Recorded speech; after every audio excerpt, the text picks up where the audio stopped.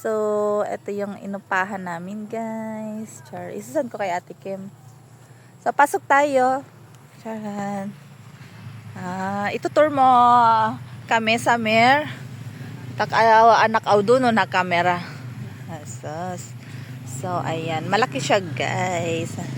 Sana may ganito akong lupa. Nagre-rent lang nga kami, oh. So, yun yung bahay. Chen! Ay, gwapo ng anak ko, oh.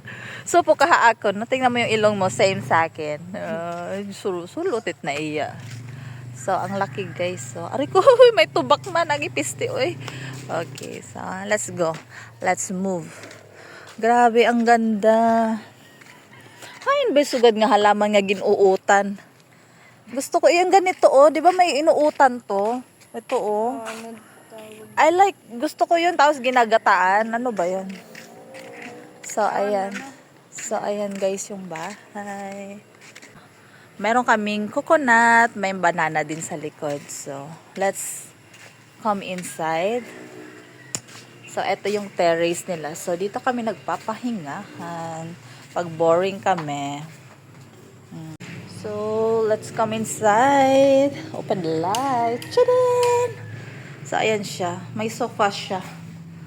So, bumili na rin kami ng bed. Kasi hindi nila pinagamit yung kanilang coffee time. And my husband inside. So, there is one room. But, can we check my husband? What you doing, Ella? Very coffee. This is the room with electric fan na may maliit na aircon. So, good. This is our room. Okay. So, here we stay. So, ayan. Yun yung sala. Ang luwag ng sala. Pwede kang tumambling. So, eto, meron sila dito. Maganda rin to kasi dyan lagayan namin ng mga gamot. Kaya pagdating dito sa Philippines, sakitin kami. So, tchaden! Oh. Wala team contribution pag average suga. Oh. Ayan, meron silang fridge. So, pinagamit sa amin. Pero may mga bagay na hindi sa amin pinapagamit like that. Hindi naman namin kailangan kasi summer dito. Tapos yung mga private nila, siyempre. Pagdating sa utensils, medyo strict sila. Kasi di naman talaga to paupahan, guys. Pinagbigyan lang kami dahil wala kaming makita. So, wala kaming rights mag-demand. So, dito naman. So, yung kabilang kwarto pala is my toilet na. So, eto, bali dalawa yung toilet nila dito. Para sa anak at sa father ko. So, toilet to. Tcharan! Maganda yung toilet nila din, guys. May shower, ganyan. So, yan. Ganda siya.